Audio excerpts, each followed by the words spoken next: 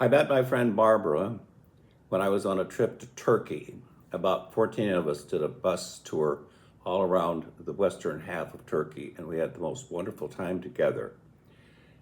After that, we decided that we were going to do some traveling together. One time we went to Brazil, the Iguazu Falls, which is one of the most beautiful and biggest in the world. Then we went down to Argentina and then over to Uruguay, a small little country that was extremely nice. We then went to Vietnam and then Cambodia, where I celebrated my 67th birthday in 2007 at the ruins of Angkor Wat. We also flew to New Zealand and rented a car and drove all over New Zealand, the North Island, on one trip. And then she decided that we should go to Nicaragua in 2008 for my 68th birthday and go all over the country.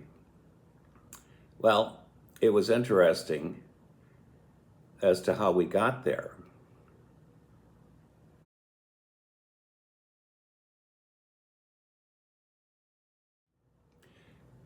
We flew into Costa Rica in the northwestern region with the town of Liberia. I'm not sure why we landed there, but we had to go to the bus terminal in downtown Liberia and catch a bus to go over to the middle of the country along the border as we were in Costa Rica. We got on a bus and we told them that we wanted to go to Los Chiles, and they said it was a couple of bus rides. So we caught the bus, and it was, as you can see, just a regular, something that looked like a school bus, and was quite crowded.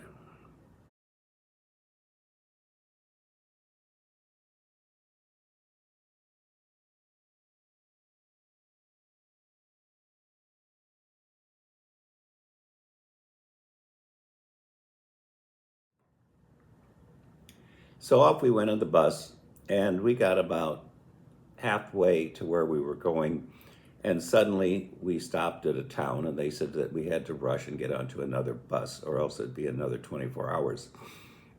We got on the bus, and Barbara was getting the tickets, and I was in the back of the bus.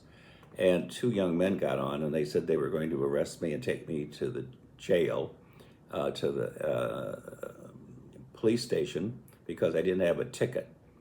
And some woman who was local on the bus said he paid. They said I didn't have a ticket. They were going to take me to the police station or else.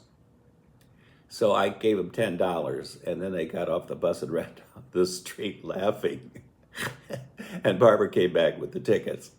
But anyway, live and learn. So off we went on that second bus, and we ended up in Los Chiles. And there we had a wonderful time. It was like 3 in the afternoon, and a woman saw us walking down the street after we got off the bus, and she invited us to her bar, and we sat outside and had a drink. She was excited because I said I was from San Francisco, and she knew people there. And then she pointed down the street and said that there was a nice hotel that we could stay at, which we did stay at. Very nice, and as you can see, it had a bunch of rattan chairs in the front on the patio where we could sit and relax and check out the locals. She also said that there was a restaurant down the street to give them her name. We get special service, of course. And then she says, can you imagine? She said she had a little shop up the street that was a hairdressing salon. And there was a bunch of young men doing construction, and she yells, hey, Pedro. And one of the hunk guys gave us like 25, and she was like 55. He came down with a big smile, and she threw her arms around him, and they gave each other a big kiss, and she says, points at him, she says, lover, my lover. Well, good for her. So off we went to the hotel. We walked around, and you can see the buildings there, some of the old wooden buildings. And then we had a nice dinner, and then we got a good night's sleep because we were going to be busy the next day taking a boat down the river and over into Nicaragua.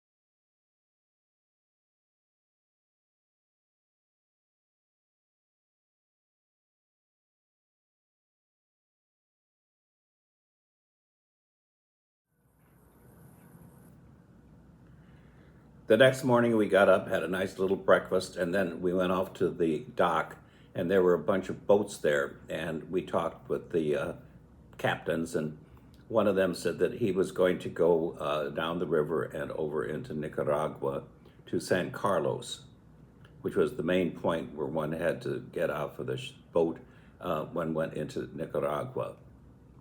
We sailed along, and you could see the little houses along the way that people lived in along the river, and also there was a sign that warned one that they were going to be going into Nicaragua when the river curved around and went over the border and continued on in Nicaragua.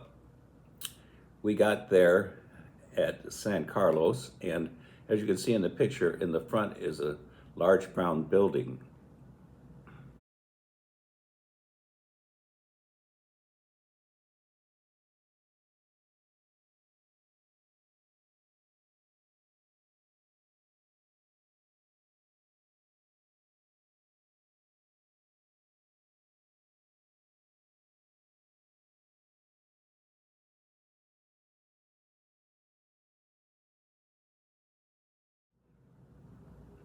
Now that building is where we had to get off of the boat and go through a customs type office.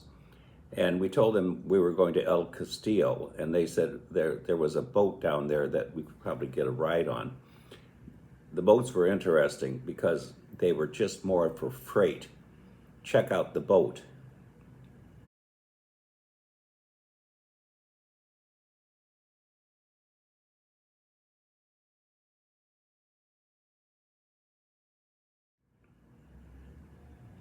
Most of it, as you can see, was products that they needed in the small town, and there was a space in the front for 5 or 6 people. So we got to sit in the front and enjoy the view because it was around 3:30 in the afternoon, perfect afternoon. And the captain pointed out in the distance there was the high hill in the middle of town on the river with the old Spanish fort that was deteriorating.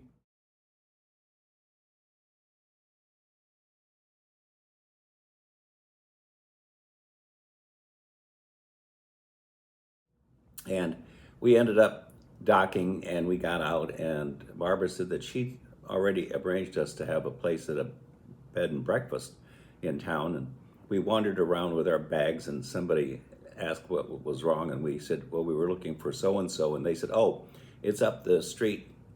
All you have to do is walk up halfway up that hill, and then it's right in the middle on your right side. So we went up, and there was a husband and wife and their 5-year-old son, and they were so excited to see us and showed us our room and showed us all over the house and then in the backyard. And their 5-year-old son saw me, and he grabbed me and took me in the back and showed me he had a small net, and he whirled it around and it landed on top of a bush, and he was all excited to show me, and he kept talking to me about it, and the family laughed.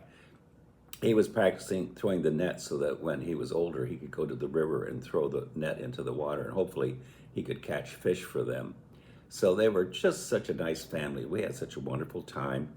And then they pointed out a restaurant down the street where we went. And the next morning we got up and we went to the fort. And it was interesting, as forts go. It's just another fort, but it was all falling apart. And suddenly, in the middle of our visit to the fort, it started to pour down rain like it does in the jungles. And we went underneath into one of the old rooms, and I took a picture of the rain and the fort and the river in the distance.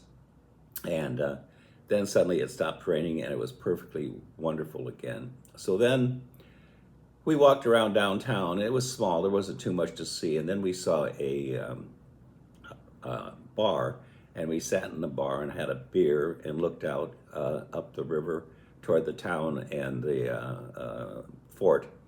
And then we looked over, and there were men in a boat, and they had gone up to the falls, and it was just so weird. The falls were just unbelievable. The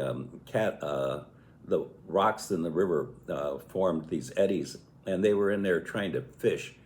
It was hard to understand how they could catch anything like that. But anyway, so we spent another day just walking around and enjoying ourselves. And then we were ready for our next big trip. That was going to be another one of those bus rides from hell, perhaps? Time will tell. Keep tuned.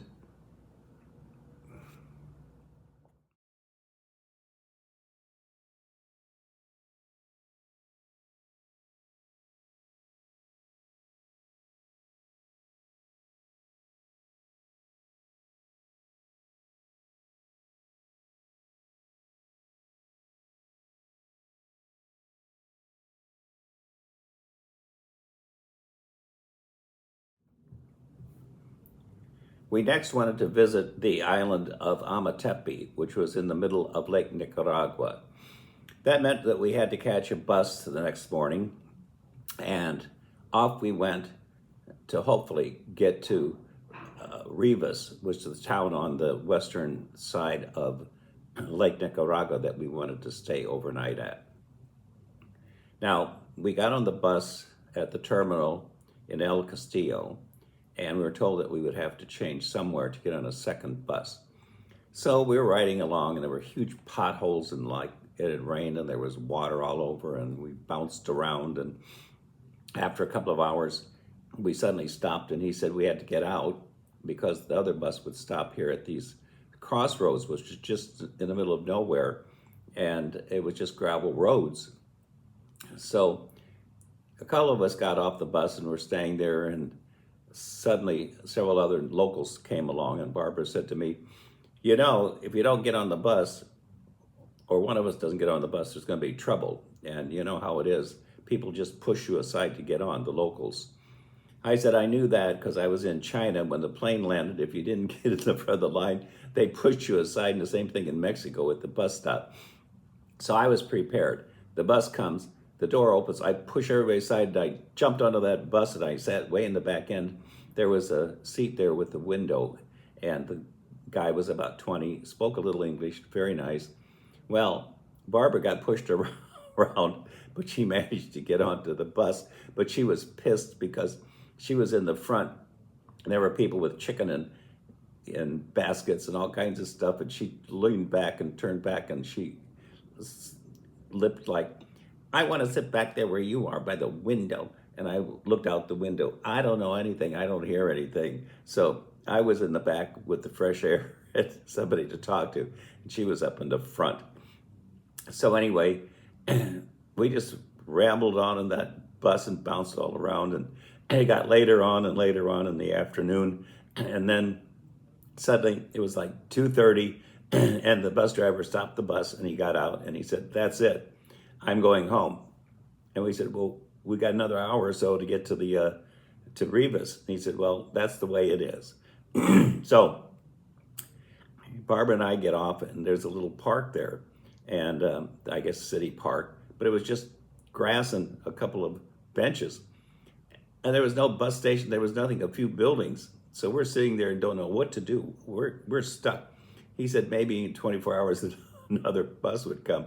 Suddenly Barbara heard a noise, and she said, look, there's a car.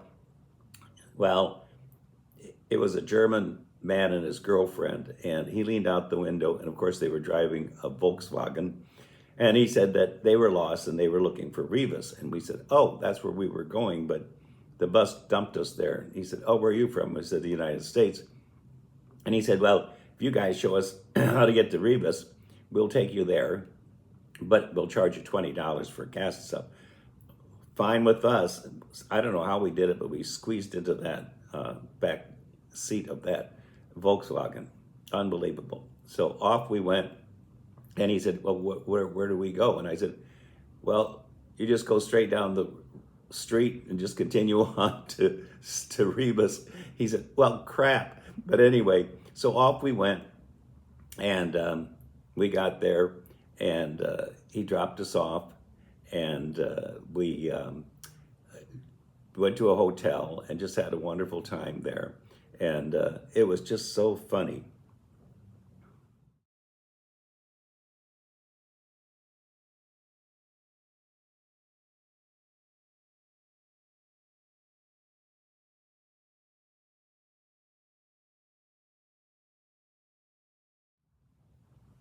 The next morning we got up and we went to the port, and there was a brand new ferry.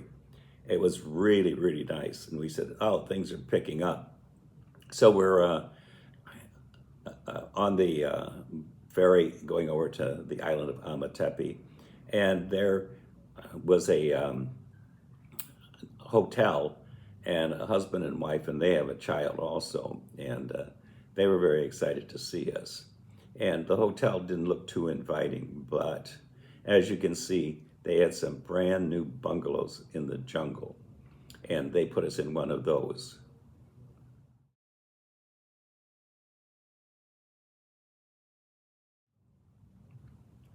Now, there were howler monkeys in the trees above us. One was a mother and her baby.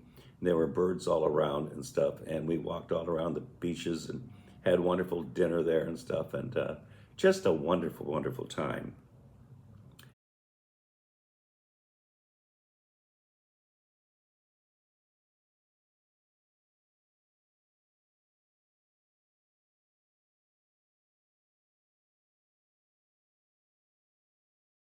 The next morning, they said that we should go to the top of the island, and there was a small museum and a small hotel where we could have lunch, and there were petroglyphs, the thousands of year old rocks with paintings on them. They looked a lot like what I saw when I was on Easter Island years ago. So we got on the bus and we got to the top of the hill, and the bus driver said, now I'm going to go around the whole island. It was like 11 in the morning. He said, I'll be back around 3:30. So make sure you're standing here in the corner, because otherwise there won't be anybody here to pick you up. So we went to the little museum and had lunch, and then they took us all around on a little tour to look at all the petroglyphs and everything. And then we went back and got on the bus and went back to the hotel and had a very nice evening. The owners were saying that they wish they could have more business, and I said, well, I could design a website for them. And we talked about that, and I gave them my card, but as things go, they never did contact me after I got back home again.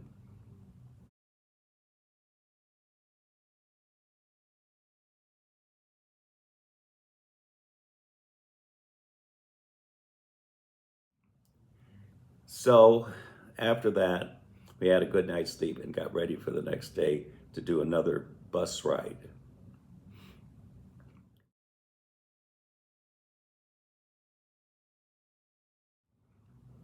We left Rivas on a bus and we went to Granada, which was a couple of hours north of uh, the Lake Nicaragua. We got there and had a very nice hotel that we stayed at. And the people were extremely nice. I think it was two men that were lovers that had the hotel, which was kind of interesting. And the first thing we did was we took a private bus tour to the Masaya volcano, just outside of Granada.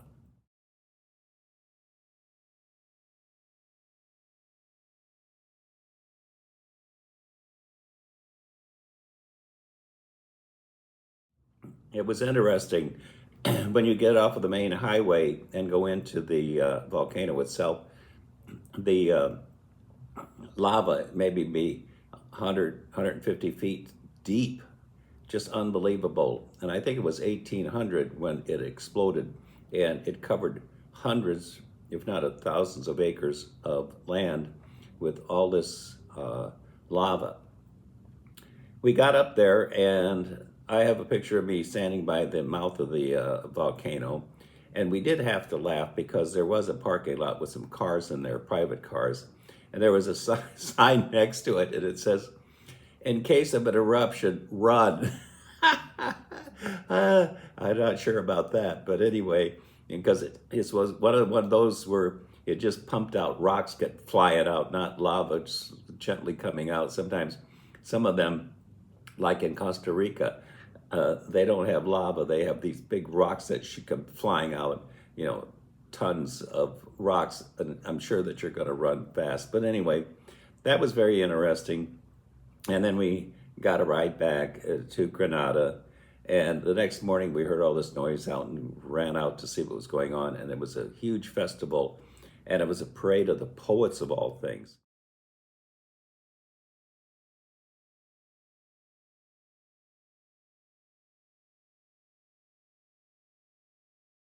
And it was just fantastic costumes and everything and stuff. So that was really, really wonderful. And we did that. And then we found out that there was a tour to some islands from Granada. It was a few miles away.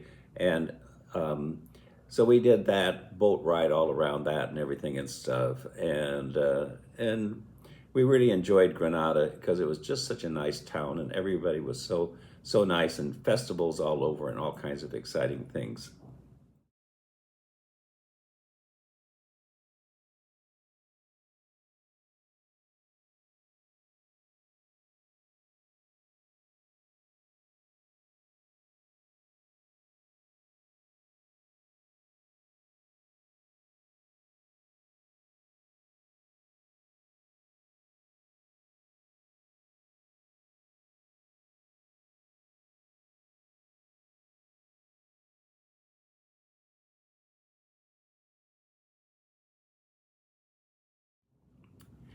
And then we took a bus to Lyon, and there was a bed and breakfast place that we stayed at. And the woman in there said that she had been run out of the country when the revolution came, and she wasn't sure if she was going to get her house back again where she had her bed and breakfast. But she said after 10 or 15 years, she managed to come back again. I think she went to the United States to live. And she said that things were pretty much back to normal then. So we had a really, really nice place there. And she had a little hot tub, and she had a terrace where we could have our lunch or breakfast at and stuff. Just very, very nice.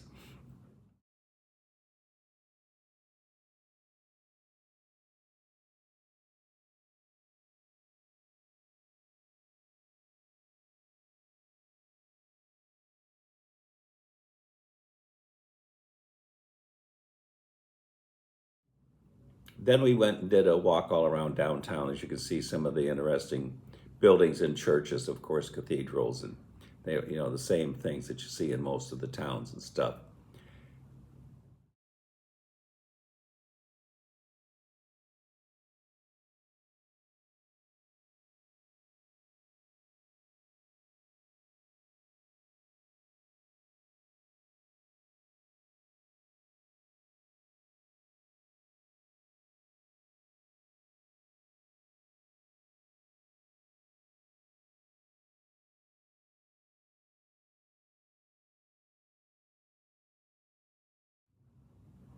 And then we had to go to the market, of course, and the markets were wonderful. They were huge markets, and there were all kinds of products that one doesn't see too often, such as iguana, the other chicken, and all kinds of fruit and vegetables. The papaya were huge and just so wonderful and tasty.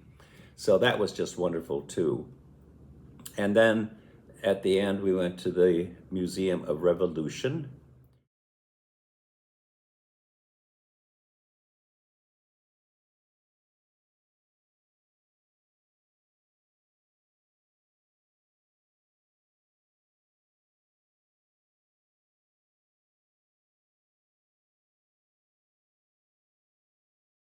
And that was interesting too, if you're interested in the history of the revolutions in Central and South America. That's the place for you to go to. And after that, we decided we needed to go back to the airport and fly back to San Francisco and to Seattle. The thing was that the airport was in San Salvador, so we had to get to El Salvador where the airport was, and we ordered a cab of all things and told him where we were going to go, and he cracked up. He said, "Sounds like a good fare to me." So off we went to El Salvador and got on the plane and flew back to Atlanta and then to San Francisco and to Seattle for Barbara. What a trip.